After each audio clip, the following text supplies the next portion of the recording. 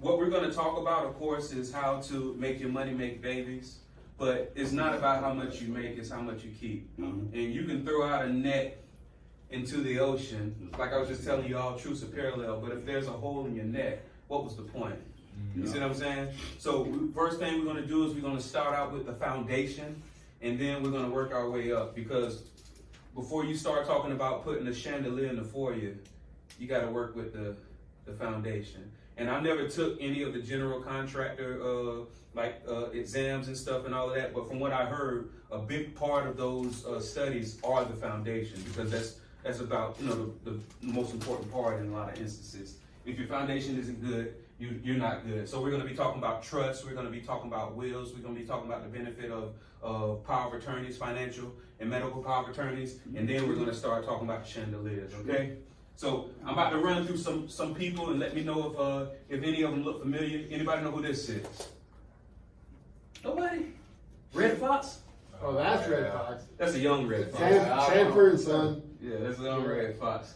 And of course, you already know who Walter Cronkite is, right? Oh, you just keep nobody on Barry White. Man. I'm just a different side of town. I know y'all know what Jackie Kennedy is, right? What's this guy? Billy Martin. There you go. All right. Martin Luther King. All right. Michael Jackson, my man. They call her the Queen of Mean, right? Babe Ruth. Jimi Hendrix. Because I just assume y'all don't know who none of these people are. Here's a hint. Sonny Bono. Sure. All right. Of course. Lady Queen Di. Elizabeth. No, Lady Di. Lady Di. That's how you say. She's pretty. Uh-huh. Your girl Marilyn Monroe. You know Marilyn? Norma Jean. Uh-huh. Anybody? You don't know this great entertainer, Sammy Davis Jr.? Know the name. James Brown. Real good. Okay, James Brown. That's my thing. Great Get down, James Brown. And when he died, he was the richest man in the world. Rosie D. Rockefeller? Nah, this is what's his name? God, he went crazy. Y'all forgive me. Yeah, he made the movie. Gatsby? Huh? Gatsby? No, what it was actually kind of based off of his life, but forgive me, I can't even think of his name. The Aviator, the movie was The Aviator. So starts with H. I can't think of his name, so I'm gonna let y'all pass, right? But what? And then you have Elvis, right? See, what it is what all these people have in common. That they're dead. Yeah, they're all dead. They're all COVID dead. vaccine killed him. Yeah, they took the vaccine. I'm just joking. All right, they're all dead. But one of the other main things they have in common is they all died without a will, without a trust, right? And what it was all of these people went to fighting over their estate. And if anybody knows what happens when you die without a trust, is they have to put your estate up in a newspaper for at least 3 Howard weeks. Hughes. Yeah, Howard Hughes. There you go. They have to put your, see, that's why you don't I read his book. Oh, yeah. I got it looking for you. And what it is if anybody knows, whenever you die without a trust, they have to put your estate up in the newspaper for at least 3 weeks, and anybody can challenge, right?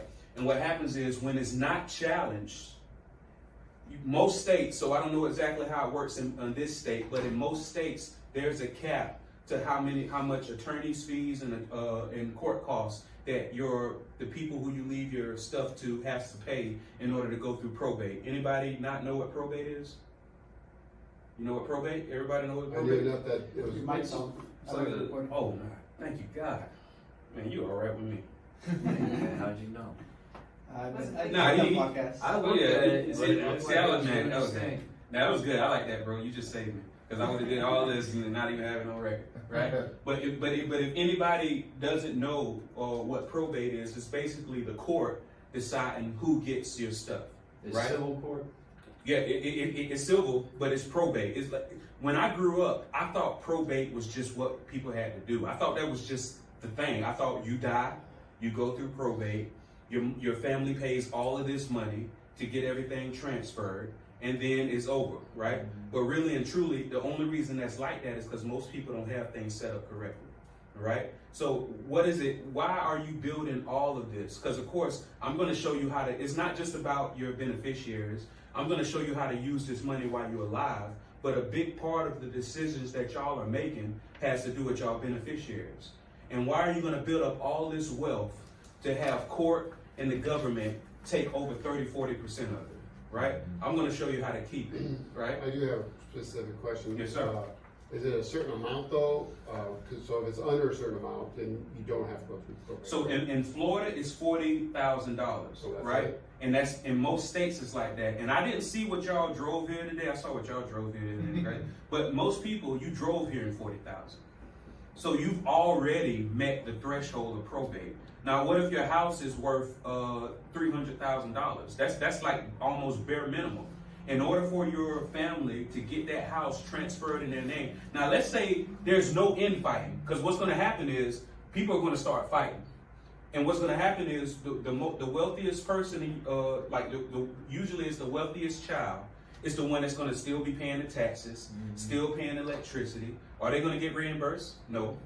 They're going to be the ones trying to get everything together. Nobody else is going to want to put money in, but they're also not going to sign off to get it done. Yeah. So now you got a property sitting there that nothing can be done to because nobody wants to sign off on it, right? And nobody wants to put any money into it, except that whoever that wealthiest beneficiary is. And once again, now it's just stuck there. Which one's open?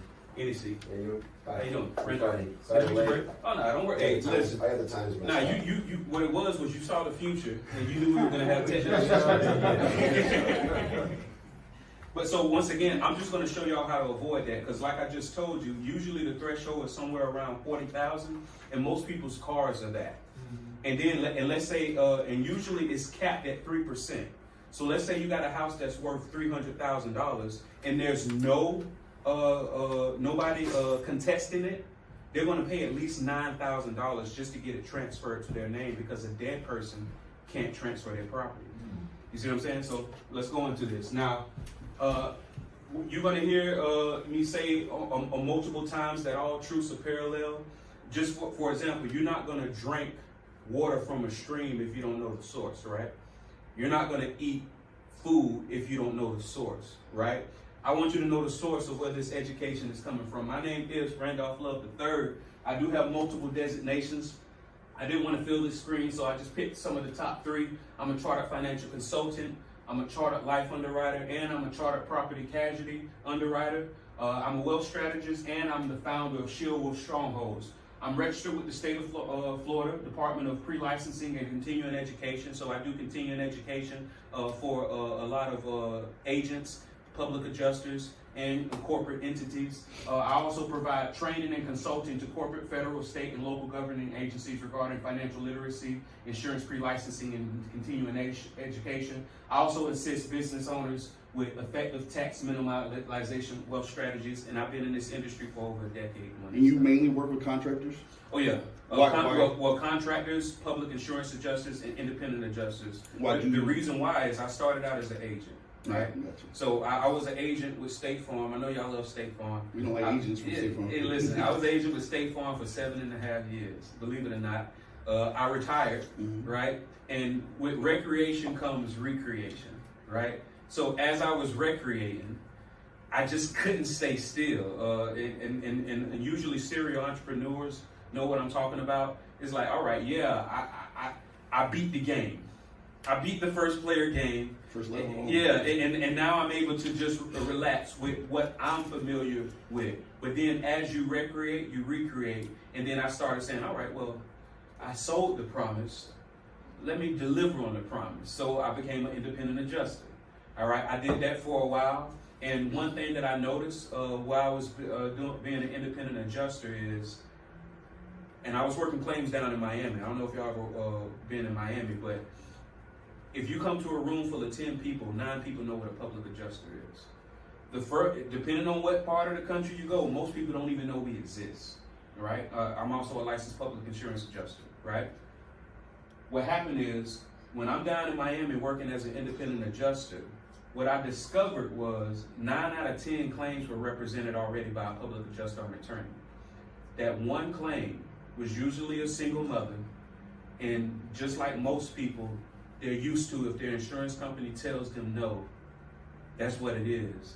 And I just couldn't deal with it. Like, I had to tell her no.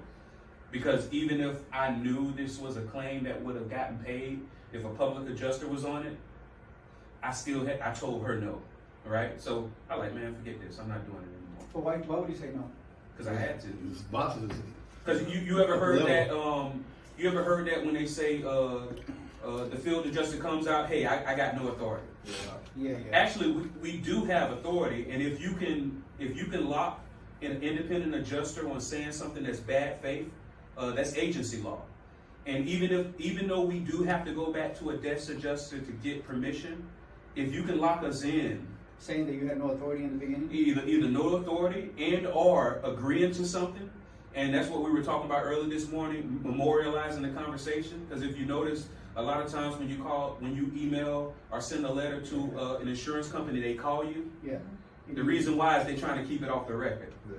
But what happens is when they call you, that's when you ask them your claim related questions, and then you get right on the email and say, per our conversation. I recorded.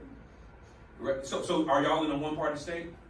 I don't know, I just recorded either way. And I let them know. Oh yeah, so if you're not in a one-party state, all you got to do is let them know. But the good thing about memorialization of conversation is, and they feel open and free. So they start telling you everything that's wrong. Because I forget the word for it, but there's a word to where everybody in this room, we act different when we know we're being recorded. Video or audio.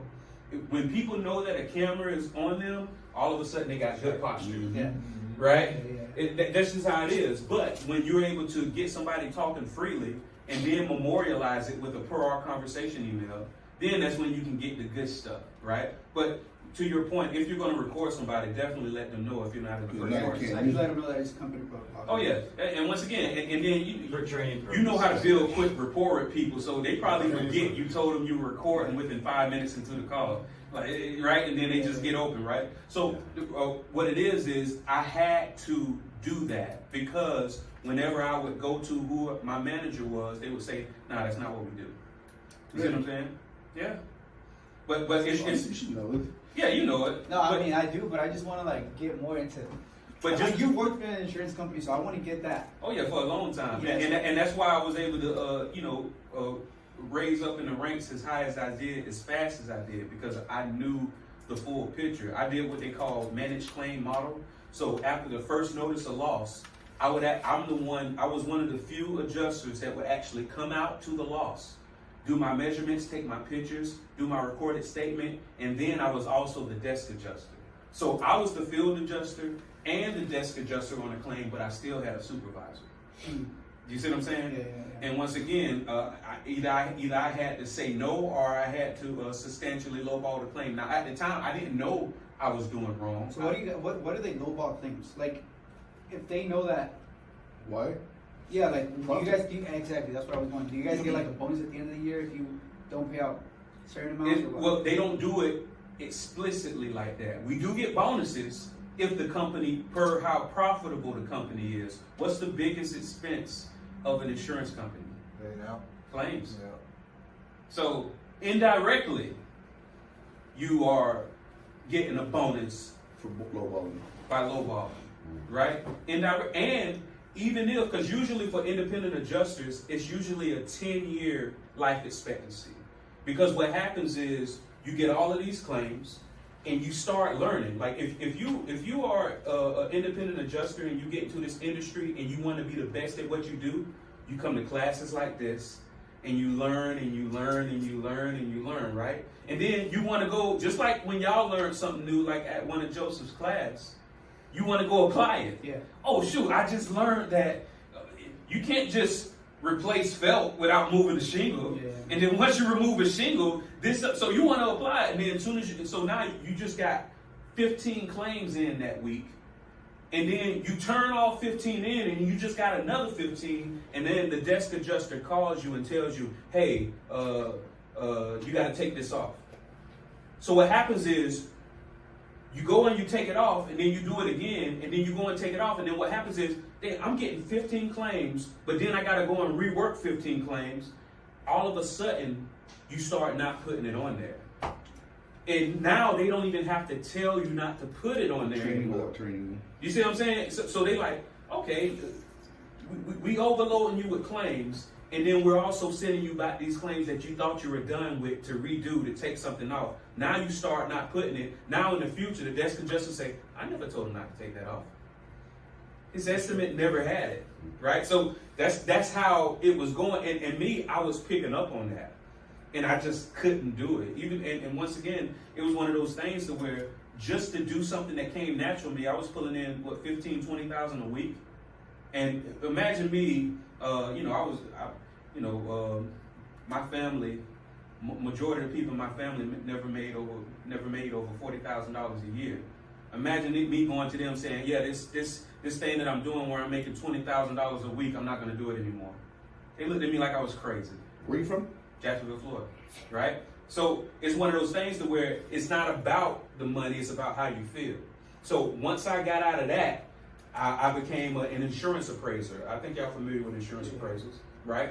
So I'm working insurance appraisals, and I link up with a contractor, and I'm knocking out these State Farm, because I know the terminology, I know the people, so I'm knocking out these State Farm insurance appraisals in less than 2 weeks.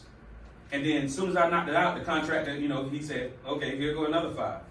Okay, here go another 5, right? Because keep in mind, the owner of the company, straight face, he's not saying anything. And then eventually the salespeople say, bro, do you know that prior to you doing our insurance appraisals, it was taking months. Mm-hmm. And we weren't getting nowhere near as much as what you're getting, right? So I was good at it. But that's because I knew how to negotiate. And then an attorney told me, say, you should become a public adjuster. And within 2 weeks, I was a public adjuster, right? And then that's how I met Joseph, and that's how I, just built up my credibility. So to answer your question, the reason why I mainly work with contractors, independent adjusters, public insurance adjusters, agent, is because I already built credibility. You're in that world already. Exactly. And I saw that a majority of us were the first people in our family to make over $100,000 a year, right? And the thing is, when you're growing up, who are the people in your family that you're listening to for advice? Your mother, your father, your grandmother, your grandfather, your aunt, your uncle. If they've never made the amount of money that you're making now, even their best advice is the worst advice. That's true. The people who you trusted to give you advice is now telling you, all right, yeah, now go ahead and put this money into a 401k because you got a plan. But anybody who actually pays attention to a 401k, even an IRA, they know that every 3 to 4 years is going to drop 40, 50%, right? So what's the point of having a vehicle that's growing tax-free if the principal drops 40% every 3 years? Like, what did you really just gain? Oh yeah, it's the eighth wonder of the world, compound interest. 95 scheme. Absolutely, and that's what we're going to get to. One of the things we're going to get to in one of the later slides, once we start talking about money, is would you ever get into business with a partner that they weren't required to do anything, right? And then whenever you were ready to sell the business, they got 30% of your business, and then they could change how much their percentage they get in the future. So not only did they not have to work, but when you were ready to sell the business, they got 30% of the equity. And then they can say, all right, well, actually, I need 40% of the equity. That's what taxes are. What happens is most people, they put all of their money into these traditional retirement vehicles. And then when they retire, that's when they start pulling the money. And that's when Uncle Sam takes 33%. Would you ever get into a business with a partner like that? So I'm going to show you how to get rid of that business partner. All right. Talking about marriage for a second. Oh yeah, that's 50%. Listen, I got my opinions on that as well. Right? All right. So and now, just once again, you want to check the source. One thing to know is, yes, I do know a lot about this stuff, but you also want to know that whoever you work with, you don't got to work with me, but whoever you work with, you want to make sure they have a team. If something happens to me, you want to be able to call somebody else. Right, so this is the team of people that I work with, to where if I were to disappear, you still had somebody that knew, my foundation, what we set up, what we got planned, and then you can still keep moving, even though, I'm dead, or move to a non-extradition country, right? All right, so let's start it off. I like to start off with stories, right? So let's meet Farmer Jed. All right, Farmer Jed is a multi-millionaire. Right, he's done well for his life. He was in roofing and he was in the entertainment business. He started a label, right. So he's very wealthy, right. But guess what?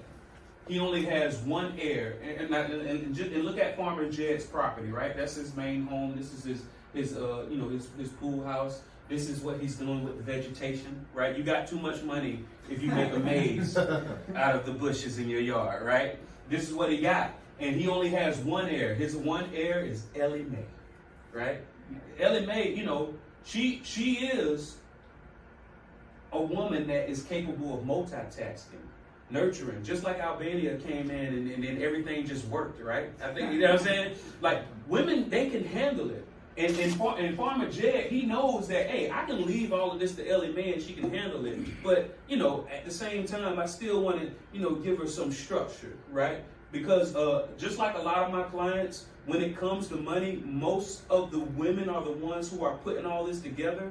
But until I get involved with the money, they're great at saving, but they're not the best at making the money explode, right? But they're also great at calming down this man, right? We can do this, we can do this, we can do that, right? So you got money that's just sitting there. Usually it's in a savings account earning less than 1%, right? Anybody know what average inflation is a year in the United States? It's 16 this year. That's hyperinflation. Oh yeah, it's going crazy, right? But just off average inflation, and prior to it being 16, it was like 9%, right? Yeah. Average inflation is just 2 to 3%. So even if it's just average inflation, if your money is only earning 1%, and average inflation is 2 to 3%, but it's 9%. Just going off of like living expenses this year is what they're kind of getting at. Oh no, I'm letting you know what you're saying is true. But I always like to say, all right, what if it's not this drastic number? What if it's just average, right? If your money's earning less than 1% and you're averaging and inflation is 2 to 3%, every year your money is worth less and less and less. And even if it's just averaging that 2 to 3%, that means every 14 to 15 years, what you're paying for costs double, right? So if you're able to live off $100,000 a year without changing your lifestyle at all, 14 years from now, you're going to have to live off $200,000. And then without changing your lifestyle at all, 14 years past that is $400,000. That's what's happening. Just at 2 to 3%. Not talking about the hyperinflation that we're experiencing right now, right? So once again, Farmer Jed, he knows that Ellie Mae can handle it, but he's saying, well, let me do what dads do and make a decision that my family didn't even ask for, right? So what Farmer Jed did was he sent out a mailer to all of the eligible bachelors in the town surrounding him, and they all came to a dinner in the back of his yard. He gave them good food. He gave them good drink. Everybody had a great time. And then after they ate, Farmer Jed, he took the eligible bachelors to the backyard. He said, he put them around the pool. He said, hey y'all, this is the real reason why I brought you here, right? I have an opportunity for you, right? If anybody can jump in this pool and swim to the other side, you can get one of three things. Either one, I'll give you $1 million. Or two, I'll give you my property. Or three, you can marry my daughter, and if you marry my daughter, you can get my property, you can get the money, you can get everything, right? And he's saying now, that being said, there's crocodile in this pool. You gotta take a risk. There's snakes in this pool. And there are piranha in this pool. If you can jump into this pool and make it to the other side, you can have one of these three things. And before he can get it out of his mouth, he heard a splash, right? And then on the other side of this pool, out comes John. John can barely breathe. He said, man, oh my God, son, that was amazing. You went from one side of the pool to the other side in record time. He said, man, you must want $1 million. He said, no. He said, no, I don't want $1 million. He said, all right, well, that's great. Then you must want a title to my this estate, this property right here. He said, no, I don't want title to your estate. He said, well, congratulations, son. Welcome to the family. You must want to marry my daughter. He said, I don't want to marry Ellen May. This is a small town. We know about Ellen May, right? Right? He said, well, if you don't want the $1 million, if you don't want the title to my property, if you don't want to marry Ellen May, what do you want? He said, I want to know the name of the man that pushed me in that pool. Now we all laugh, right? It's a joke, but what happens when you get pushed into the pool, metaphorically speaking, right? What happens when you get a call in the middle of the night? Your sister, your mother, your brother, your niece, your nephew just is in a car accident, right? What happens when you're coming home and your house is burning down? Everything that you thought was important is gone, right? And you're insured with State Farm, right? What happens? Horrible. Right? Forgive me, State Farm, right? I got a love-hate relate. You know what I'm saying? You know, they pay for my designations. Right? So, but what happens? You want to know that even when you're distraught with this crazy life event that's happening, that you already prepared for it. All right? So, anybody know anything about jurisdictional shopping? Anybody ever heard that? Well, just so you know, the top 500, if you ever heard of the S&P 500, it's made up of the top 500 companies in the United States. Did you know that those top 500 companies, 64% of them, over 300, are based out of Delaware? Even though their home office is somewhere else. For example, Coca-Cola's home office is in Atlanta, but they're based out of Delaware, right? Like P.O. Box in Delaware, or like that's where they're incorporated. Yeah. And once again, the reason why they're able to do that is because in the United States they have what's called jurisdictional shopping, meaning that even though you reside in one state, you can go to the state that gets you the best tax benefits. Mm-hmm. And a lot of people choose Delaware. You know why they choose Delaware? Who knows? is that where you have to file your LLC or your? Yeah, that's where you incorporate. So if you already have yours made, you would have to make a new one in Delaware. Yeah, what you could potentially do is create an umbrella company in the state that you think is going to give you the best benefits, and then that umbrella company. Let's say you didn't want to change your forward-facing LLC that's already based in your state. Yeah. Then you would create an umbrella company that's based in the state that's giving you the best benefits, and then that umbrella company, which, for example, let's say, anybody ever heard of a single-member LLC? I wonder Yep. if that's what I got. Probably. Most people have, if you start an LLC, most people have what they call a single-member LLC. Mm-hmm. And then some people have an LLC treated as S Corp for tax purposes. I didn't switch over to S Corp or C Corp. It's just LLC. Well, you can talk to your CPA, but so what you would do is if you have a single-member LLC, instead of the owner of your LLC being you personally, that single member would now become your umbrella company. So when they look up the single member, it's your umbrella company, and usually people's umbrella companies are either LLCs treated as S Corps or S Corps. A lot of people usually do the LLC treated as S Corp route instead of the full-on S Corp route because they don't have to go through all of that red tape of the minutes and the meetings and all that. Yeah. And the reason, and we're going to talk about why they do that, is because when you are just in single member LLC, the first $160,000 of your income is taxed twice. Oh yeah, on the business and then on my income. Income tax and in self-employment tax. Yeah. So the first $160,000 of the money that you're bringing in, you're getting charged an extra 15.3%. If you were a W-2 worker, you would be paying 7.65%, and your employer would pay the other 7.65%. But when you're a single member LLC, you're paying that full 15.3%. And what a lot of people do is, the reason why they do LLC treated as S Corp, so let's say you do make $160,000 that year. You can say, well, yeah, I grossed $160,000, but my income is only $40,000. Yeah. So now you're only paying 2 taxes on that $40,000, and then you're only paying income tax on the rest. So is an umbrella company the same as like a holding? Yeah. Company, same, Yes, sir. Different word? Yeah, yes, sir. Yeah. So usually they're interchangeable. People say umbrella company, holding company. Okay, You know. yeah, I didn't know. Sure. Mm-hmm. Mm-hmm. Just be that. Yeah. Turn that over to me. You say you set up like That's that? how we're set up, yeah. Oh yeah, absolutely. And once again, DBA, but that's Pinnacle Holdings Group. That's what it is. oh yeah, and once again, we're going to talk about that. I'm going to show y'all usually, the clients I work with, how we have everything set up. And usually, what I'm going to show you, most people have the right side set up. They understand the value of having a limited liability company. Anybody know why limited liability companies exist?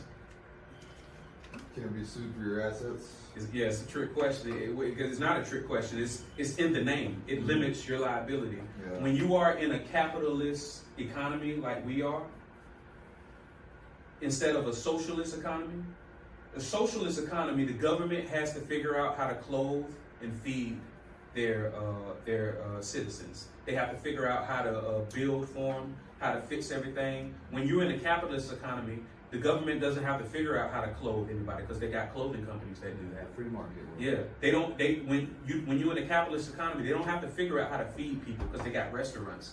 They don't have to figure out how to build because they got contractors that do that stuff.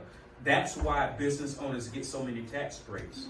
That's why business owners are able to move like we move, because without us, the economy would fail, right? And it takes a lot of the a lot of the pressure off the government, right? So so they let us, if you have the knowledge, they let you set your company up to where you essentially almost paying nothing in taxes, if anything in taxes at all, right? And once again, it's because they need you. Because who pays the most taxes in the United States? Small businesses. No, W-2 employees. W-2 employees pay the most. They are the ones that's paying the taxes, because usually a company will hire a bunch of people, and the people are the one paying the taxes. The company usually is able to write off a lot of stuff. All right. So the reason why I brought this up to where I'm showing you how these big companies are able to domicile in another state that's different than where they have their home office, because I want you to know, like I said, all truths are parallel. If you are setting up a trust, a lot of times you want to set a trust up in a state that gives you the best thing. So that's one of the first things. Go ahead. Nevada. No, exactly. That's one of the first things that Nevada's the best. I would. It usually, so there are companies that rate best states to put trust in, and usually for the past 5 years, Nevada has been the number one. And it's flawless. If I'm in South Carolina and I have a trust in another state, and it's not. Yes, sir. What your trust will say is that we're following Nevada laws. Oh, okay. Now, what's the reason? One of the main reasons why people are gonna utilize Nevada, and once again, do your own research, because you have Nevada, you have Wyoming, right? You know what I'm saying? It just depends on what you want to do. One of the main reasons that people utilize Nevada, Gambling. what's up? Gambling. Well, gambling, but also it's because you're able to fund your trust with just digital execution. What do I mean by fund your trust? Usually when you think about fund, you think about putting money in. Nah, funding means retitling your property to that trust. That's the legal term, fund, right? Now, in most states, and I'm assuming this state as well, and especially Florida, if you want to fund your trust, you got to send all of this paperwork, tangible paper, to these different entities that own your property. And then it takes typically another 30 days for them to send back, and usually saying, all right, we just retitled your property. And usually about 30% of those entities are going to say, all right, yeah, we know that you filled out all this paperwork. You probably even hired a paralegal to do all this paperwork for you, but you actually got to do it on our documents.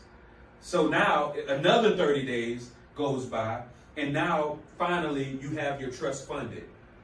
Y'all work with a lot of humans. How many humans are going to fill out that paperwork and send it? Not a lot. So what happens is most attorneys, what they'll do is they'll set up your trust for you, but they'll have a document that you're going to sign that says that we're not funding it. Y'all are funding it, right? So what does that mean? You just went through all of this to set up a trust, and then when you die, your family still has to go through probate. The reason why we utilize Nevada is because you're able to have a digital platform and you can fund your property using a digital platform. And instead of it taking approximately 60 days to fund your trust, you can have it funded within 30 minutes. Because guess What what? do you mean by funding the trust? Retitling the property to Putting the the trust. property into the trust. Okay.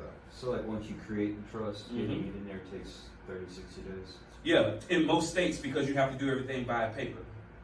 But That why is you can do it in 30 minutes? You can do it because it's digital. Online, okay. What you're able to do is you got this form that as long as you update you can either do it on our digital platform or you can use the paper. As long as you update it, sign it, 30 minutes, it's done. So once again, you can use whatever state you want. I just want to let you know that do your research, and if you determine that another state gives you the best options for your trust, it's okay to have your trust being ruled by that state's laws. Okay? I got a question. Yes, sir. Trust, revocable or irrevocable trust? They can be both. So typically most people set up revocable trusts. Why do most people set up revocable trusts? It's because they want it to be flexible. They want to be able to make changes. They want to be able to put things in, take things out. If one of your kids are acting stupid, you want to be able to take them out of there, right? Right? And usually, and the way it works is once you die, that's when that revocable trust converts to being irrevocable. Now, there are some people who have strategies where they set up irrevocable trusts while they are alive. The reason why they set up an irrevocable trust while they are alive is because they want to cut strings. So let's say you have an older parent that's trying to qualify for state government assistance, but they got all of this stuff in their name.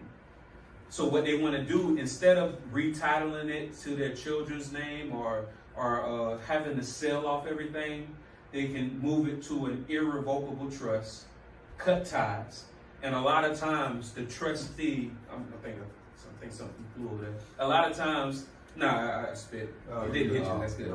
That works. A lot of times the trustee of this irrevocable trust is their child. So, technically they still have access to it, right? But now you have one trustee that's able to make decisions. And we're going to talk about that because we're going to talk about corporate trustees. Anybody ever heard of a corporate trustee? So a corporate trustee, that's a company. All they do is the executor of trust. What they do is they have a copy of your trust and they follow the rules to a T. Why would somebody choose to get a corporate trustee? And then, of course, they charge a nominal fee, of course. Family greed. Yeah, family greed. And they probably don't want that responsible kid to be isolated from the rest of their siblings. Yeah. Because what happens when you got that responsible child that's following your trust to the T? Everybody else. They can manage Good the child, yeah. And now you're not invited to Christmas. You're not invited to birthday parties. And all you're doing is what mom and dad said. That's all you're doing.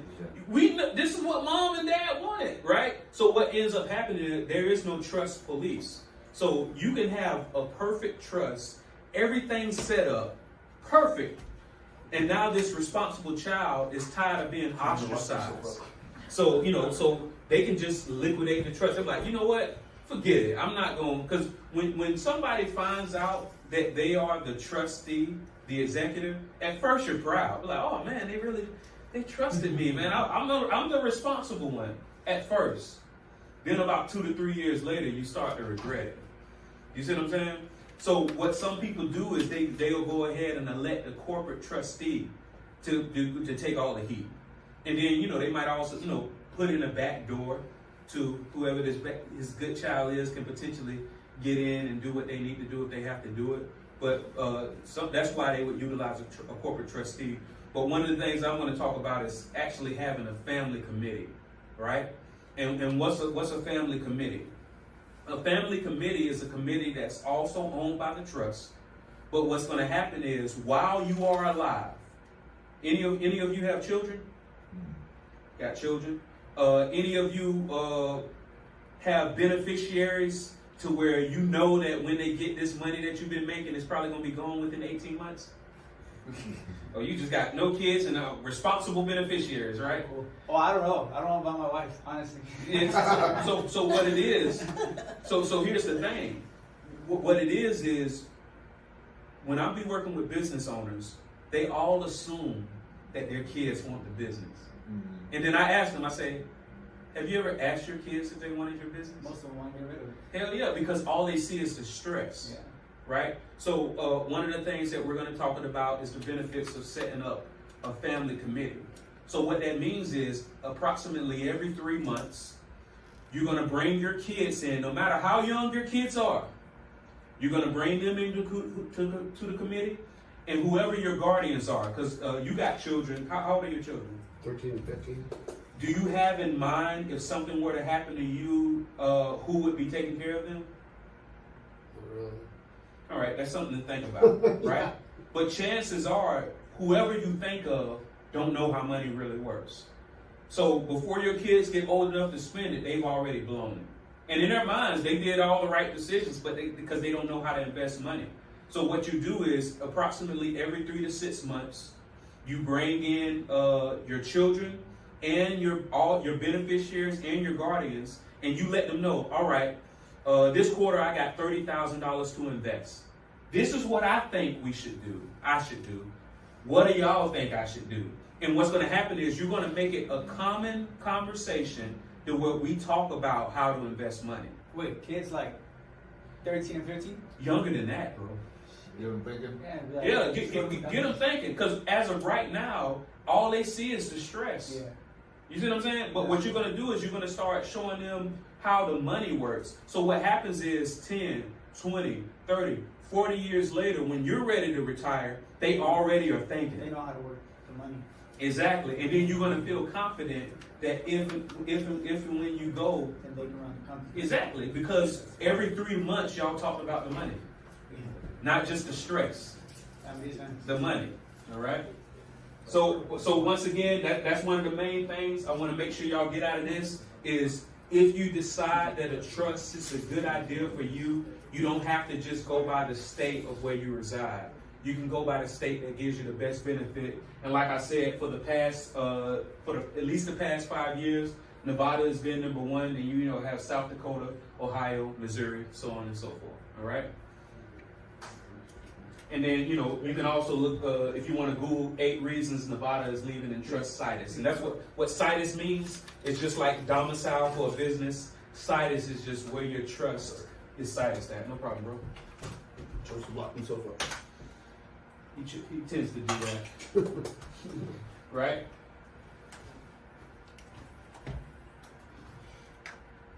What's better, a will or a trust? Trust. A trust? Anybody say will? I think What's the reason you say will, Joseph? Just to be the contrarian? You have a trusted will. You trust your will, right? Remove yourself. Did he mustache or beard? Yeah, I think so. Right? Yeah, he got rid of it. Yeah. What, you trying to see what's different? Yeah. Now he changed his. See, look, he ain't He always gonna- changes. No, he changed his eating. No, I know. No, I told him. Yeah. You can't wait for sure. Oh yeah, he changed But I'm his like, eating. his face looks different. Yeah. You look like a petty with Okay. with that mustache. Yeah. Wasn't that you telling him? Yeah. So, like Jesus said, it's a trust, because once again, most people, if they have anything at all, they have a will. The only thing a will does is guarantee probate. If all you have is a will, it guarantees probate. Because what it's doing is it's just a roadmap for a judge not to follow, to consider. Right? That's wild. Where does probate get their authority from? Like, if the person who's deceased doesn't have a contract with the government, probate, whatever, where do they get? Because they died intestate. When you die without a will, it's called dying intestate. So where they get their authority from is, all right, you didn't tell us what you wanted us to do, so we're going to have to follow the rules of what we set up. But even if they have a will, it's still testate? Somehow. Even if they have a will, yes, now they died with a will, but they still got to go through probate. And then the judge gets it. Now keep in mind, while you're going through probate, your estate is in the newspaper for 3 weeks. Yeah. So it can be somebody who doesn't even know you, somebody who don't even like you. So somebody has nothing to do with you. All they have to do is contest. Now that puts that will in jeopardy, right? Now, a lot of times, a judge is going to follow that person's will, but they're still paying that at least 3% in fees, attorney's fees, and court costs. On the whole estate? Hmm? On the whole estate? On the whole estate. What? And once again, all it takes is a contest. So it doesn't have to be a contest from externally. It can be internal. What if you have, so somebody dies with a will and they leave everything to their children, right? What if it's your auntie says, nah, my brother wanted me to have this. That's considered a contest. Yeah. And once there's that contest, that's when that 3% cap is relinquished. You see what I'm saying? Yeah. So now you went from having to pay, and I'm just going to use a $300,000 home. You went from having to pay $9,000 just to transfer the title from this person that just died to your name. Now that somebody is contesting it, is no cap. When you have a trust, it's incontestable. When it's properly structured and set up, right? You were about to say something? No. Okay. Most middle class homes don't have $9,000 for a title. Exactly. So what ends up happening is you have what's called like warranty deeds and stuff, Yeah. right? But once again, that's where you get into now. Y'all went from being a close knit family. Now nobody talks to nobody. Because what's going to happen is it's going to go to whoever the closest surviving relative is. Most families in the United States now are what they call blended families. Y'all know what that means? So that means that you were married here, you were married there, or you got children on the outside, and then y'all end up getting married. You never seen that movie? But it's called, what was it I called? think it was called Blended. It was hilarious. Yeah, I mean, and that's the way it works. So, but here's what happened when you're in a blended family and you die intestate. It goes to whoever your closest surviving relative is. And when you're in a blended family, do you know who your closest surviving relative is? Who's to Anybody? say? No, they got the rules. Yeah. Your closest surviving relative when you're in a blended family is your spouse. So let's say that you have, well, how do you say your kids are? 13, 15? Let's say you have 13 and 15-year-old children. So it And goes then- to your wife Yeah, your spouse. So let's instead of your kids. instead of your kids, because your kids aren't your closest surviving relative when you're married. Your spouse is. So let's say you have a 13 and 15-year-old child, and then you get married, and then that next year you die. Your new spouse just got everything. Your kids got nothing. That's the way it works. And let's say, because us financial planners, we have a saying, the last to die wins, right?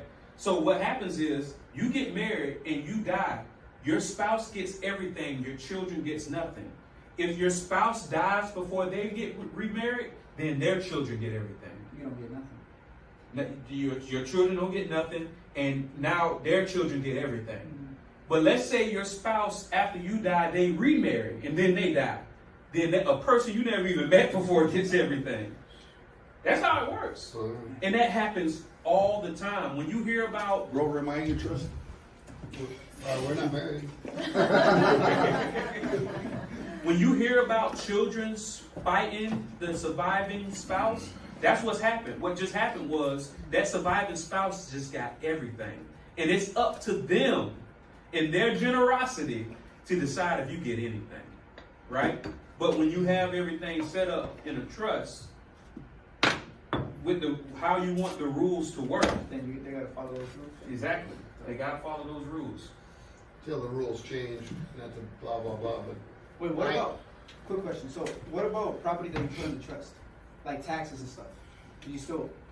How does that work inside of the trust? So when you have a revocable trust, it's treated as if you still own it. Now that's why we were talking about the difference between revocable and irrevocable. So, like, let's say I die, right? Mm-hmm. And I leave the trust to one of my kids. Mm-hmm. Will they have to pay? And I leave like a house and cars and stuff. Will they have to pay the property tax? Yeah, somebody got to pay it. So I mean, like after you know how when some people die and like for example in a will, right, and the house is paid off or whatever, Mhm. your dad dies, let's say my dad died, he gave me the house, and I have to pay the difference on like the market of how much the house is. You talking about step up basis. So Yeah. so if property passes to the child, Mhm. when you deal, so if it's in the trust, they're not dealing with step up basis. It's just Okay, everything is that's just what I gonna. was- So step up basis is great. So if let's say you don't have a trust in anything, and then you leave your house to your child. Now this house, you bought the house for $50,000. Now it's worth More. $150,000. When you die, it's called step up basis. So now, if your child sells it for more, now their new floor is 150. Whereas if your parent was selling the house, then the floor would be 50. You see what I'm saying? So to answer your question, when it's in the trust, you don't even have to deal with that because it's as if nothing changed. Okay. Do you see what I'm saying? Yeah, that was my question. So to answer your question, and of course, I always got to say, talk to a CPA, right? But that's the way it works, And right? Irrevocable, can you ever change it? Once it's a card laid, card played with an irrevocable? With an irrevocable trust, it depends on what type of back doors you put in there. It depends on what type of back doors. So to answer your question, Possibly, but maybe yeah, not. most people now, once we start playing, now I do have strategies that work with irrevocable, but it's one of those things to where, most people don't talk about it on camera. You see what I'm saying? There are ways that people utilize irrevocable trust that, but you definitely want to make sure you sit down, you talk about it, and you understand how to stay lawful while you're utilizing these potential available strategies for yourself. All right? So these are the things we're talking about.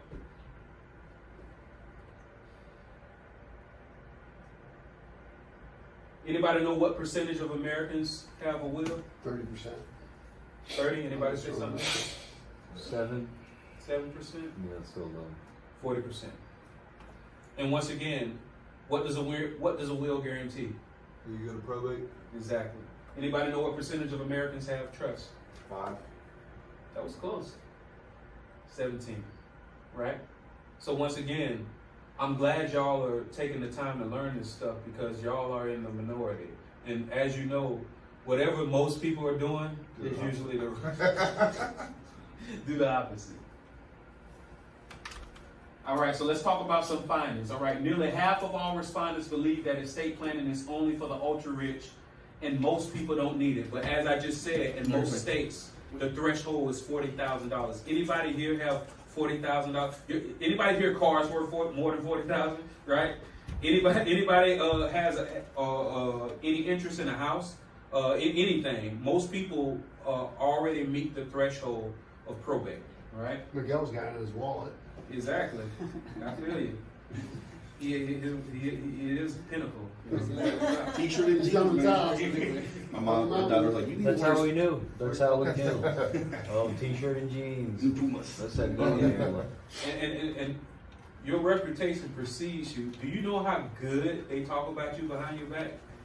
I know how much shit he talks behind my back, but the rest of them are. Like I said, like before I even knew it, most people, when that's when they get to say what they don't like. I was like, golly, they really like this guy. It's a great team, man. Yeah, that's good. We're all blessed. That's good. 25% haven't spoken about it with their family because they don't like to think about their own death. Anybody ever heard everybody wants to die? Everybody wants to go to heaven, but nobody wants to die? Yeah. Watch what happens when you bring up wills and trusts around your family. They change the subject. They get mad. Like, Mine's easy. Half to mom, half to daughter. there you go. Easy. Brother don't get shit. He already knows. Yeah, man, Company goes over again. Well, and I'm gonna talk more to you about. Is it because he made you mad, or you feel like that's No. just a part of how we do it? It's just joking. You gotta earn it. Yeah, exactly. But that's what you tell him. But still leave that man something, man. Leave that man something. $1. Just so he can't contest it. But that's one of the He reasons. can contest, right? Or not? Yeah, he can. Yeah. Like once again, no. Even if he leaves him $1 or leaves him nothing, the brother can still contest. And he might not win anything. You may have a video that explicitly says you're not leaving them anything, and here's the reason. I had to get it from the mud. You got to get it from the mud. Boom, boom, boom. All he has to do is say, He told me this. nah, he told me something different. That's a contest. Now all of a sudden, now he has leverage. All right, you see, now that I'm contesting, that 3% cap just disappeared. Let's negotiate. You see what I'm saying? 49% say their assets aren't worth enough to consider an estate plan. That's wrong. 61% say a will is enough to meet their estate-related needs. Once again, a will only guarantees probate. 35% have experienced or know someone who has experienced family conflict as a result of not having an estate plan or comprehensive will. Anybody themselves personally have experienced family conflict to a probate, or y'all seen it up close? You? Got any of them? No. It's gonna come. That's just the way it is. 46% of Americans say they are interested in learning more about estate planning. And I think y'all fall into that 46%. All right. So why might you and your family need an estate plan? Let's talk about a few scenarios. And these scenarios that I'm going to say, they're not outlandish. They happen every day. All right. Let's say a couple is in a car accident. Let's say you and your spouse is in a car accident, right? And your adult children come to the hospital. Do you know that if you and your spouse are in an accident and your children come to the hospital to try to do what you know they know you want them to do, or get any information that they can't? They can't get any information until they go to a court to get permission to get information. Do you know why? No medical power of attorney set up, right? One thing that y'all need to make sure you have is a medical power of attorney and a financial power of attorney. Even if you're married. A lot of people think that because we are married, if my spouse got into an accident and was unresponsive, I can go in there in that hospital and start running shop. Actually, no. Because they don't know if you're estranged. They have no idea. Yeah, you might be married, but y'all might not like each other. I have that with my mom. Exactly. What a lot of people do, like, for example, whoever, like, let's say if your grandparent, does your mom ever watch your children? Yeah. So what happens if they're watching your children, something happens to your children, and she's not able to get in touch with you? So she won't be able to do any of that. I can do it for her because we signed that up, but in other words, I should have her flip it. Yeah. Have her So does she have a medical power of attorney on you, or you have one on her? on her. She should. If you are unresponsive, who would you want to be able to make decisions based off what you say? Not my wife. So- Just to take both ones. So would you prefer it be your mother or who else? Yeah. So what you want to do is also, Can you have both of them? yeah, exactly. And and whoever is watching your children while you're not there, you want them to have a medical power of attorney for your children, right? And once again, Your best friend. Yeah. so and once again, it's one of those things to where they're not just going to be able to just get access. There are going to be tiers set up in place to where this threshold has to be met, this threshold has to be met, and if this and this is met, then yeah, they have my medical power of attorney. Also, financial power of attorney. Because what happens is, if you become unresponsive, and You need to pay bills and stuff? yeah, you got to pay bills. But if your people can't get to the money, they can't. Because it's actually illegal. Let's say you give them your card with your card number. It's actually illegal for them to be pulling your money. You see what I'm saying? But if you have a medical power of attorney set up, it's cool. What if you have your spouse set up as a beneficiary to your qualified retirement account? You're unresponsive, so they have to move you to another facility, and they need to get access to money. Your spouse is going to call your financial advisor, whoever's controlling your retirement account, and say, "Hey, we need to pull this money." He said, "Well, all right, I'm sorry this has happened. Just give me his death certificate, and then I can get this going for you." No, I didn't say he died. I said that he's unresponsive, and I need. Oh well, you're just a beneficiary. Oh, so they can't pull. They don't have decision-making ability until you die. but you're not dead yet. She But didn't say unplug them. Right? Just so I can get to the money, then plug him back in.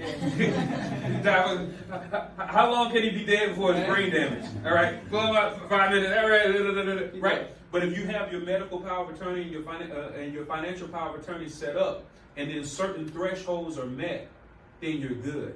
Now, if you're working with somebody like myself, not only are we talking about setting up your trust, setting up your will, we're also setting up your power of attorneys. And when I give you these forms for power of attorney, medical and financial power of attorney, it's not it's not like you have to just use it one time. You can take this document and then fill in whatever names you need to fill in. If you and your siblings are close and you're the one and they want you or you want them or your parent to make the decision, not your spouse, then you can have that in writing. So, and then give them a copy. And if something were to happen to you, you show up to that hospital, you present the hospital with the power of attorney, and then they are able to make decisions for you. You know, because a lot of people don't like their spouse. Let's be honest. A lot of people don't. And they would prefer a sibling be the one making these decisions. Or a parent being the one making these decisions. Or that one of their children being the one making these decisions. All right? So, is that a concern for anybody in here today? No medical power of attorney, no financial power of Yes. attorney? I think all of us. Yeah, I think so. Oh, must have been. What about death of a parent? So, what usually happens is they say in order to avoid probate, that you make your child the beneficiary of your accounts. You make your child the beneficiary of your qualified retirement accounts, right? That's going to help you avoid probate. And yes, it does help you avoid probate. But what if the father, the mother, and the son were both in the car accident and died at the same time? What just happened? Because even though y'all parents won't admit it, y'all got a favorite. Right? I think you admitted it, but y'all might not admit it, but y'all have a favorite child, right? It might be the one that gives you more time. It might be the one that's more responsible, all right? It might be the one that's least responsible. Some people make their favorite the one that needs them the most, right? But what happens if you had this person as the beneficiary, but they died? It's going to go to the closest surviving relative. Who's the closest surviving relative? The spouse died in an accident with you. And then your beneficiary died too. And once again, when I'm saying 3 people dying, this isn't something wild. It happens every day. It just happened. Just happened again. Every 8 seconds.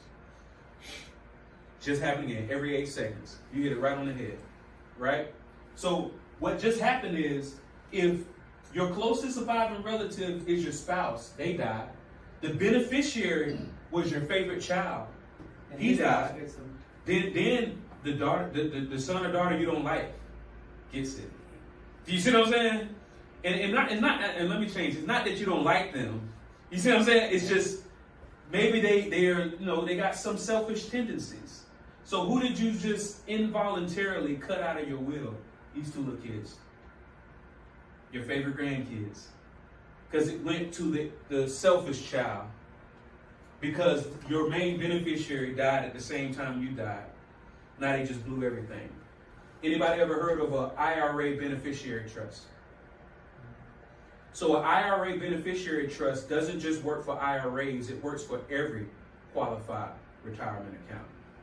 And what that means is, instead of you having a person being the beneficiary, you have the IRA beneficiary trust be the beneficiary. Because what happens is, once we set up your trust for you, you're going to take what they call a certificate of trust. So you have this trust document that's a bunch of pages, and then you have approximately 4 pages that's your certificate of trust. You're going to take that certificate of trust to your bank, and then you're going to set up a bank account. And the owner of that bank account is going to be your trust. So when you die, instead of that money going straight to a person, it's going to go to your trust, and it's going to go into that account. Why is that a powerful thing? And let's say it doesn't get as drastic as this. Let's say the person you prefer to be the beneficiary is still alive. But what happens is, the disadvantage to that is they can't stop the money from coming to them. And you're gonna think, well, why is that an issue? Why do I care if they can't stop the money from coming to them? What if when you die, they're going through bankruptcy? What if when you die, they're going through a divorce? What if when you die, they're in a lawsuit? If they can't stop the money from coming to them, now all of a sudden, all of that money that they just got from your qualified retirement accounts or your checking accounts, now it's coming straight to them. Now it's going to be included in that lawsuit. It's going to be included in that divorce. It's going to be included in that bankruptcy. When you have a trust that has an IRA beneficiary trust set up inside of it, the money is going to come to the trust, and then they're able to say, okay, I see it in there, but I don't want it now. I'm not going to pull it from it until this bankruptcy is done. I'm not going to pull from it until this lawsuit is done. I'm not going to pull from it until this divorce is done. They're able to stop the money. Because what happens is, what I would do, let's say I was your guy, right? And let's say you die and your beneficiary comes into my office. Of course, I'm going to do the normal. I'm sorry this happened. For loss. And I'm saying, so Jenny, your daughter. I'm gonna say so. And let's say your daughter's married. I say so Jenny, how's your marriage? She's gonna say, oh, it's good. And then I'm gonna go to the door and I'm gonna shut the door. I say, no, Jenny, how's your marriage? Do you anticipate that y'all are gonna be getting divorced within the next 3 years? Because that's the look back period, right? And then that's when she's gonna be honest with me. She's gonna be like, well, we have been having problems. That's what I'm saying. All right, Jenny, well, we're going to keep this money in the trust for now until you do whatever you feel you need to do. Think about it, do whatever you do. But just so you know, this money is here. Safe. It's safe, but technically you don't have possession of it. So that would be the IRA. Beneficiary trust. Yeah. Mm-hmm. We got lunch he's getting tacos shortly. Oh, yeah, all right. No, we're good. Oh, how much time? I think like 20 minutes. Okay, cool. IRA beneficiary trust. And when you're working with somebody that's setting your trust, it should be included inside of it. These are all services you do. Yes, sir. Also write down spendthrift trust. What is it? Spendthrift. How do you spendthrift.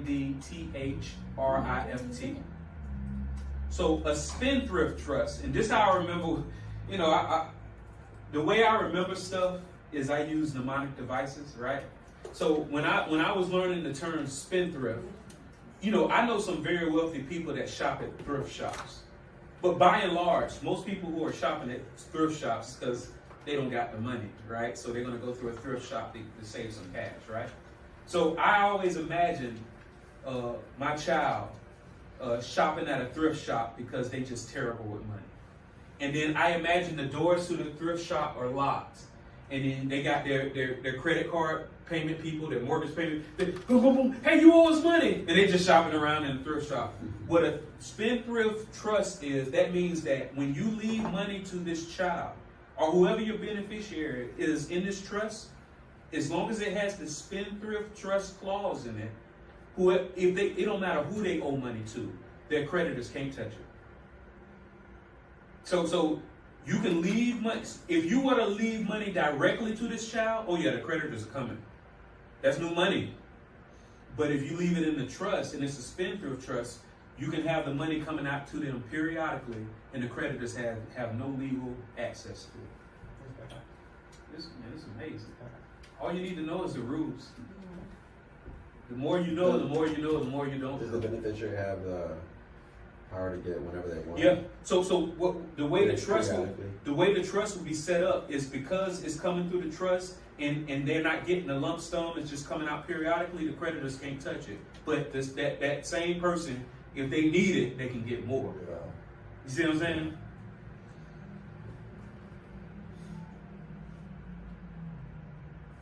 Joint tenancy. Anybody know what that is?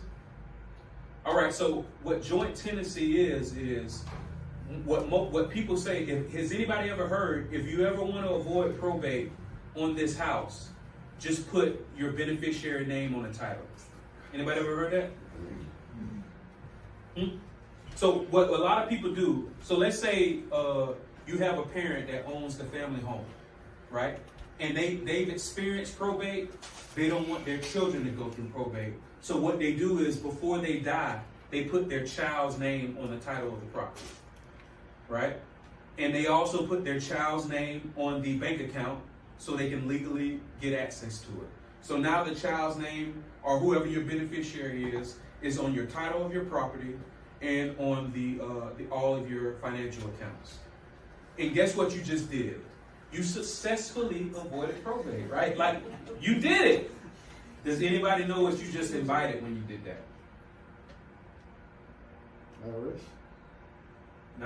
Well, almost just as bad. Because here's what happens. When you put your beneficiary or your children's name on your title, or on your accounts, yes, you just successfully avoided probate. But what also happened is, what happens if your child, once again, goes through bankruptcy? Now your house and your accounts are considered in a bankruptcy. What happens when your child, one of the things that you loved about your child is that they're so ambitious. And they start a business, and then COVID hits. Now they're filing bankruptcy. Guess what just got included in the bankruptcy? Your house, your bank accounts. What if your child is driving a car and they get into an accident? That lawsuit. What's just got included in the lawsuit? Your house, your bank accounts. What if they're going through a divorce and you told her not to marry that dude? And guess what? If you hire a good attorney that's worth their salt, they're gonna do what they call a skip trace.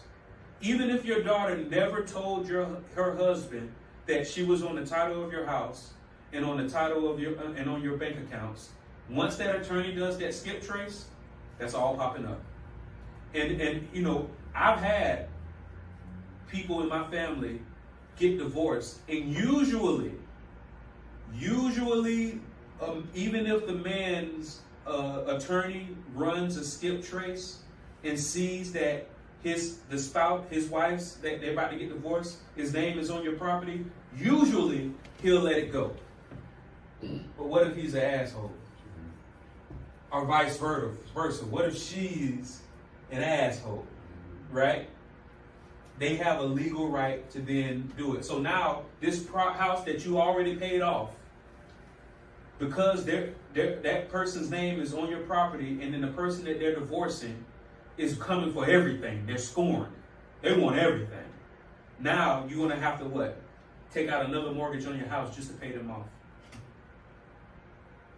So yes, joint tenancy, putting somebody's name on your property and on your accounts just help you successfully avoid probate, but you just invited something that nobody wants. Is that a concern for anybody? I was just gonna ask you something. Go ahead. What's up? So how do you avoid, like, for example, you're married, you get a divorce, right? And how do you avoid your house going to your Exposed. Yeah. Well, the most important thing is, now some people try to do what they call it, a MI. So the smartest answer is to get a prenup. The next smartest answer is to get a postnup. But there's no incentive for anybody to sign up. Don't ask me that on camera. Isn't usually the house in both names anyway? Oh, what's that? When you say both names, whose name? Like when I was married, when I got divorced, we had to do it was 50-50 no matter what. Mm-hmm. Like, it was in my name and her name. Yeah, but once again, that's if you had, let's say you had a prenup that says this house is mine. Yeah. Then it's not going to follow those traditional even rules. if the house is in both Yes. our names. Yes, if the prenup, the benefit of a prenuptial, and that's what prenup means, a prenuptial, is you're laying the groundwork for how we're going to divide this stuff. You know what I mean? You know what I'm saying? And then a postnuptial does the same thing. But once again, most people aren't going to sign a postnuptial. There's you have no leverage. How are you going to convince somebody to sign a postnuptial? Hey, I'm all right. I just won. That's why I stopped, doing what I used to do to get you. I got it. right? So that's how it works, right? So it's one of those things, and just so y'all know, there's a caveat, just FYI. Let's say anybody here is considering getting married, and you're gonna get a prenup. Did you know that if your spouse signs the prenup on the day of the wedding, that it could be voided? Really? Most women already know that. Because what it is it's considered coercion. Because if you've already put down money for down deposits for this venue, this cake, this reception, and then all of the family is already flown in, and then you put a prenup, say, hey, if you don't sign this, we're not getting married. The prenup has tears on it, right? You can still see the tear stains on it. Years later, that's coercion. That prenup gets thrown out. Most attorneys will tell you that if you're going to go the prenup route, get them to sign a prenup at least 6 months in advance. I was gonna say, we're about a month ahead or a week ahead, because same thing, because everybody's So if let's say the latest that they would tell, the closest to the wedding that they would tell you is approximately 2 months. Yeah. And if you're gonna get those 2 months, you definitely want to make sure that she has an attorney, and you definitely want to make sure that you have in writing that her attorney looked at it, y'all talked about it, and even though it's so close to the wedding, she understands it, everybody understands it, and we're all good. And like I say, this is what typically happens. The man asks the wife for a prenup, but the woman tells the husband. It's because usually if a woman is making more money than the man, here's the prenup, sign it. All right? Okay, well, yeah. So, but most men, if they ever ask, because most men are scared to even ask, but if they ever do it, they ask him, do you think it's okay if you sign this prenup? What? No, here you go. Sign this. All right. Right. So this is just FYI. If y'all about to get married and y'all getting into the prenup game, because I think Albania is gonna, if she ever wants to get married, her husband is gonna be good, right? But chances are Albania is so ambitious, she's gonna be making way more money than this dude, right? Get him to sign it 6 months in advance. Albania's gonna be 1% of the prenup to the man. Oh no, she gonna tell him. Like I said, that's the way it works. Here, sign this. Brady, we gotta go. That is what she was saying. This is not how it works. This is how it works. You got me with the Glock. Ready to sign it. So yeah, so definitely make sure y'all consider joint tenancy. Once again, you did successfully avoid probate, but you invited lawsuits, bankruptcy, and divorce of your beneficiaries, whoever you just put on there. So, All right. So do you recommend it or don't recommend it? I do not recommend it. Do not. I recommend having a trust on these things. And like I say, and we're going to talk about it. Some people have it to where their trust owns these things straight out, but some people also have it to where they have a limited liability partnership that owns these things. And then the trust owns the limited liability partnership. You see what I'm saying? Isn't that the better way to go? Isn't that the Yes, that's the best way to go. That's the best. But you can do either or, but the way that I advise is to have that limited liability partnership own your accounts and own your property, and then have the trust own the limited liability partnership. What's the substantial difference between just having a trust own it outright and then having the trust own the limited liability? Because now, yes, your trust is private, and yes, your trust can't be pierced. But what happens if a lawsuit comes and now you're getting forced under pressure to show the rules of your trust? Okay. Do you see what I'm saying? Yeah. So you want to try to have a little buffer. So that would be kind of shelter from, okay. Yeah, because once again, one of the main benefits of having a trust is it's private. Yeah. But if you have things owned directly by the trust, then you could potentially open it up Yeah. to, and you don't have to comply, but it's gonna make it very difficult, very expensive. Yeah. Yeah, but if you have a buffer, then you're good. But last class we took it forward. I just want to touch based on Jake refresh me up. You said that a trust. I think you said that a trust in Nevada, the IRS can't look into. Yeah, nobody, dog. A trust that's properly set up, nobody can look into it. They can't pierce it. They can't contest it. I like But once again, when you start dealing with the IRS, like I say, just, be careful. that. Oh, You know what I mean? All right, so and we already talked about the IRA beneficiary trust. Basically, one of the main benefits of having the trust being the beneficiary instead of a person is that person is able to stop the money from coming to them, and that's very powerful to be able to stop the money from coming to them. Also, it also prevents that person from being pushed up into a higher tax bracket they don't want to be pushed up into. You see what I'm saying? If the money is coming to the trust and not to them directly, that's not my money, that's trust money. And let me stay in my little old tax bracket right here. But yeah, I'm glad I just got $500,000 from grandma. But now I'm paying 40% in taxes. You see what I'm saying? So, so we already discussed that. Let's get that. Boom, boom, boom.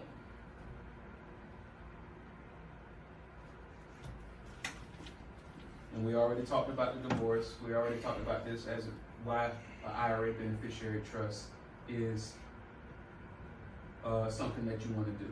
All right, it enables three things. It enables you to manage the distribution after you're gone. We call that the dead hand, right?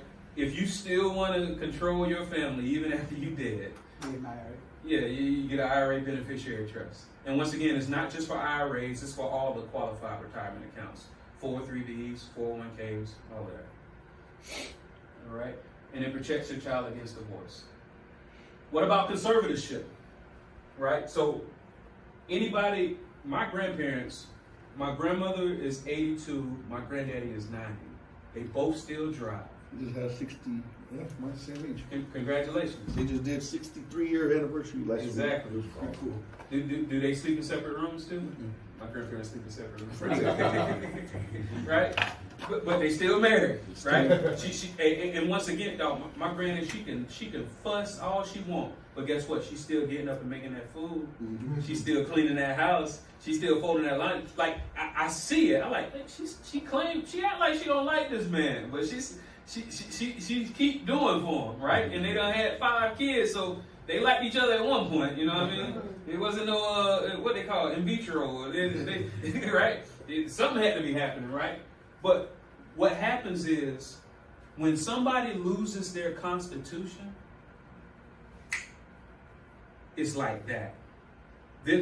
I know that it's possible that my granddaddy, even though he still is running rooming houses, he got real estate that he goes to every other day. He's still traveling back and forth to we got acres in Lake City. He's still traveling back and forth to Lake City every day.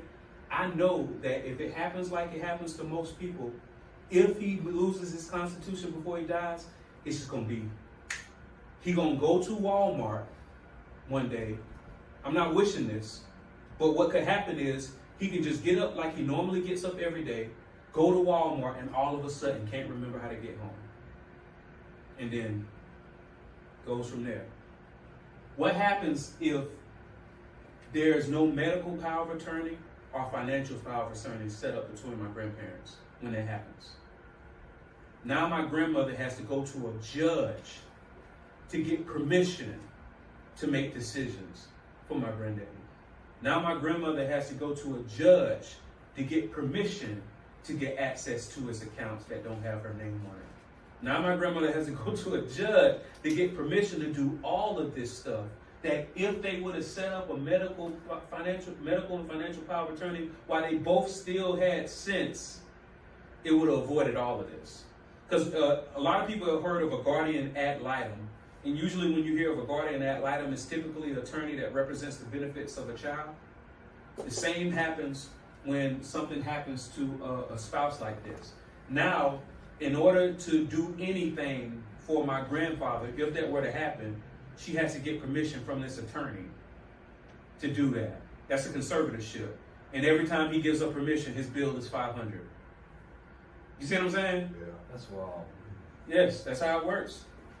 Or you can set up a medical and financial power of attorney now. Is a conservatorship and financial power of attorney essentially. is Yeah, the same? essentially the same. Okay. See, but the thing with the conservatorship, now you got to go pay a court to give you the permission. And Okay. then for all future decisions, you got to go through That a makes that guardian ad litem or that judge. Yeah, okay. But you could have avoided that if you had a medical and financial power of attorney. Yeah. So if you have a financial power of attorney, can you assume that they're also your medical power of attorney? No, there's two different documents. Okay. Two different documents. Is that a potential concern for anybody in here? Anybody have any special needs family members? No? So the way it typically happens is special needs, usually what happens if one of the children are special needs and the husband and wife divorce, the special needs child typically stays with the wife. That's usually what happens. And this wife typically raises this special needs child on up until whenever. When I was growing up, one of my uncles was special needs. He was 50 years old, but he acted like a child, right? And my grandmother was still watching and taking care of him, right? What happens if this person, this wife, and sometimes the husband, or whoever that's taking care of this person dies? Usually that special needs child is receiving special benefits from the city or the state. They're getting, discounts here, free transportation, free assistance. If you were to leave a lump sum of money to this special needs child, all of a sudden they just got kicked out of all of these programs. And now, that lump sum of money, even though it was a lot, it's gonna go eventually. And then they're gonna have to go through all of this process of having to requalify for all these programs. And it can take months to years to requalify. However, you can have that money go to what's called a special needs trust, right? Actually, Stacy, she's one of my colleagues. Whenever we have special needs situations, she's the one that we consult. So if y'all have any family members or any friends that have special needs children, or any of your clients with special needs, you can let them know, hey, instead of having money going straight to them, they might want to have it go through a special needs trust.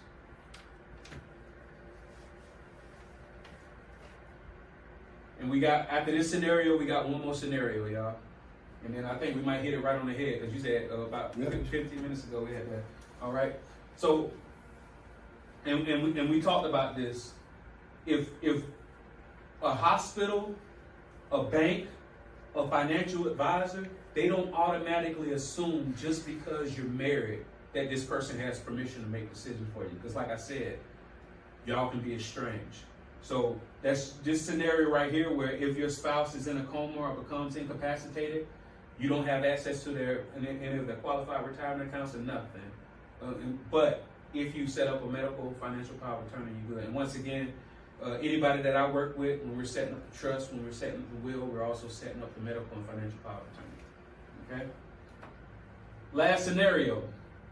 What rights do you have to get information and make decisions on your adult children? Just because you're their parent, you can't make decisions for them. However, if y'all do set up the medical financial power of attorney, I know I sound like a broken record, but it's just a simple document that fixes all of this bull, right? If y'all were to set it up, then you would be able to make decisions for your child, not that husband that you don't like, not that wife that you don't like. You would be the one. You can come to the hospital, show them the document, and do what you got to do. And then that husband or that spouse that you never really liked in the first place can just sit there and let you do what you got to do for your child.